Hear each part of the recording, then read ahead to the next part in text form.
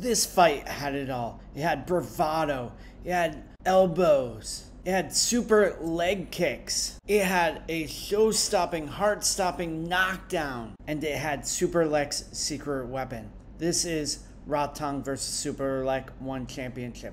Rodtang is a showman. This is why the fight happened, and he puts on a beautiful performance. He has more courage than Alexander the Great. Look at him strut around the ring. He has an unshakable belief in himself. Look at how he pushes past the ref. Even when he's knocked down, he doesn't believe that anything could happen to him. He believes he is Iron Man. And we see this self-belief be shattered when he goes back to the corner. He still does not believe that anything could have possibly gone wrong. And this unshakable self-belief is what makes him such a good showman. His belief is backed up by weapons. Primarily this up elbow that cut Superlek early. He uses it to go through the guard of Superlek. You see in this longer clip that Superlek's hands are high on his head. He's open up in the middle, and Rodtang sees it. Rodtang doesn't get enough credit for what a great tactician he is. He has the weapons to do damage, and he did it with the up elbow. But Superlek had strategy, and his strategy is apparent. He started chopping at the legs of Rodtang right away. This took the power out of a lot of Rodtang's punches and a lot of his mobility. There were very, very few blocked leg kicks from Rodtang. Superlek was able to fire away at will, and you see the leg kick is similar in style to Liam Harrison. He's just booting up the leg kick. We can see the impact of the leg kicks in Rodtang's mobility here. He stiffens up his leg. In this break, he's going to stumble. His leg is hurt. It's tightening up, and he doesn't have the same forward fast mobility. So Superlek is able to catch him and stop the fight easier. And this is what really stopped the fight. This knockdown coming up.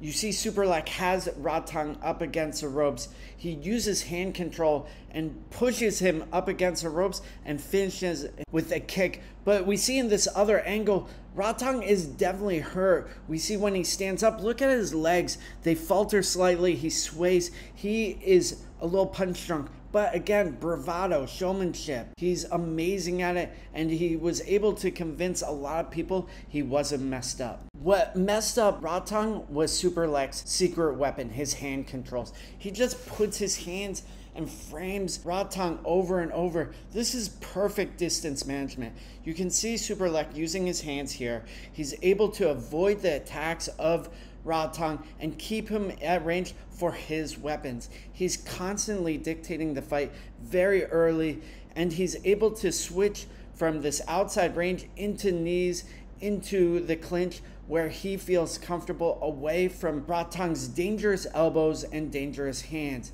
He's just constantly pushing Rodtang back, making the Iron Man falter backwards. This also helped with the leg kicks because the legs were already damaged, so it was easier to push Rodtang back. You see him get into the clinch. You see him push Rodtang aloud. The frame of Rodtang isn't so strong. He's falling backwards. And Superlek is able to pick his shots a lot easier. And you see even Superlek is heavy top side, so he's not always using his bottom side. He's not using his core to press forward. And you see there Rodtang falling backwards and into the ropes. He's able to push and kick, push and knee. And you see again Rodtang falling backwards, almost running into an elbow.